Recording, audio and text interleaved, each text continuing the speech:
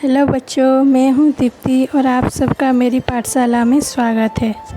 आज हम सब पढ़ेंगे अनमोल वाणी में से कबीरदास जी का दोहा, जो कि 10वीं कक्षा का विषय है।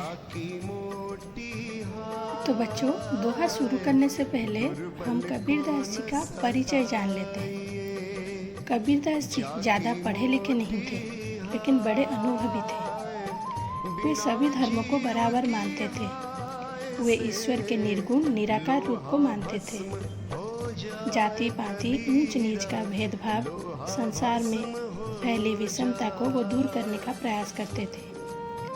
बाह्य आडंबर, अंधविश्वास, मूर्ति पूजा, जाति भेद, इसका विरोध करते थे। वे कहते थे कि सब मनुष्य बराबर हैं। भक्ति भाव पर वे बल देते थे।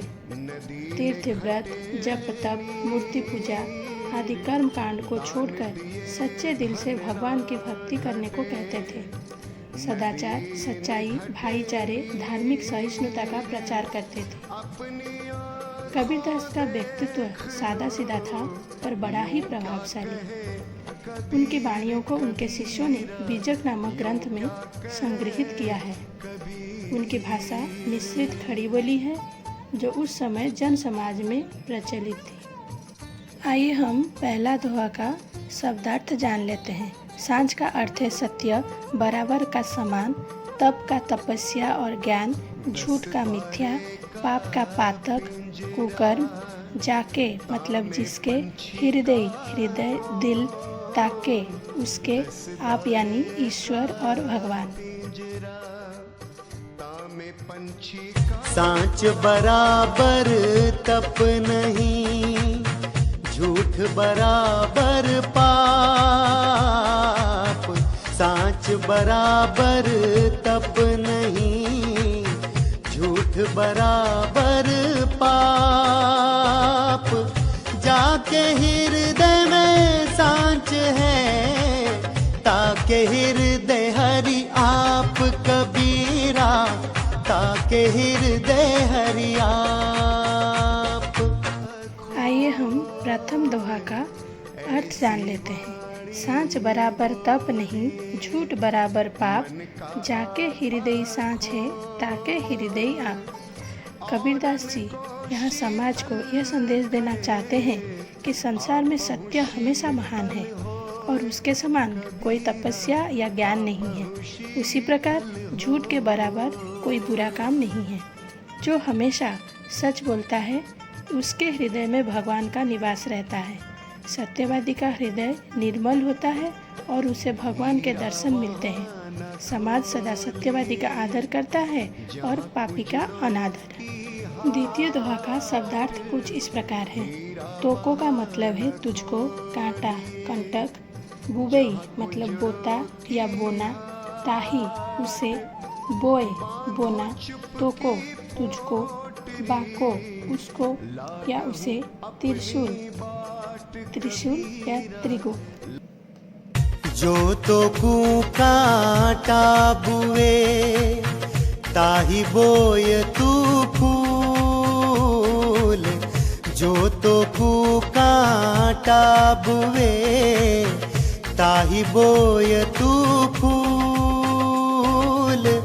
तो फूल के फूल है, बाकू है त्रिशूल। कबीरा बाकू है त्रिशूल। द्वितीय दोहा का अर्थ है, जो तोको कांटा बुबई, ताही बोए तू फूल। तोकू फूल को फूल है, बाको है त्रिशूल। कबीरदास जी का कहना है कि अच्छे काम करने वालों को अच्छा फल मिलता है और बुरा काम करने वालों को बुरा फल। अर्थात सभी को कर्म के अनुसार फल भुगतना पड़ता है। जो हमारे रास्ते पर कांटा बोता है, अर्थात हमारी बुराई करता है, हमें उसके रास्ते पर फूल बिछाना चाहिए, यानी उसकी अच्छाई भलाई करने की कोशिश करनी चाहिए।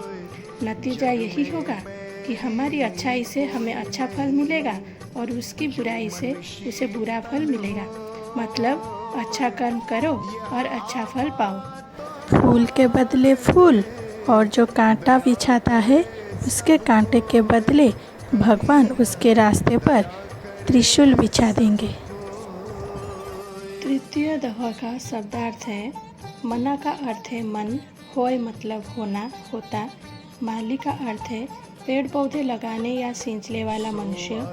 सिंचे का अर्थ है सिंचन करना, पानी देना या सिंचाई करना। 100 का मतलब है 100। घड़ा का अर्थ है मटका, कलश, गागर, जलपात्र। ऋतु का अर्थ है मौसम। धीरे धीरे रे मना, धीरे सब कुछ हो। धीरे धीरे रे मना, धीरे सब कुछ हो। माली सींचे 100 घड़ा, ऋतु आए फल होए कबीरा, ऋतु आए फल हो। तीसरे दोहे का अर्थ कुछ इस प्रकार है। धीरे धीरे रे मना, धीरे धीरे सब कुछ होए। माली सिंचे 100 घड़ा, ऋतु आए फल होए। यहाँ पर कबीर का कहना है कि हर काम धीरे धीरे होता है, उसके लिए हमें धैर्य की आवश्यकता होती है। माली के 100 घड़े पानी सींचने पर भी किसी भी पेड़ में समय से पहले जल्दी से फल नहीं लग सकते, इसलिए हमें ऋतु अथवा समय की प्रतीक्षा करनी पड़ती है। वक्त के आने पर ही हर काम सिद्ध होते हैं। तो बच्चों, हमने इन 3 दोहों में से क्या सीखा कि सदा सच बोलेंगे, किसी की बुराई नहीं करेंगे और समय की प्रतीक्षा करेंगे और धैर्य के साथ हर काम करने की कोशिश करेंगे।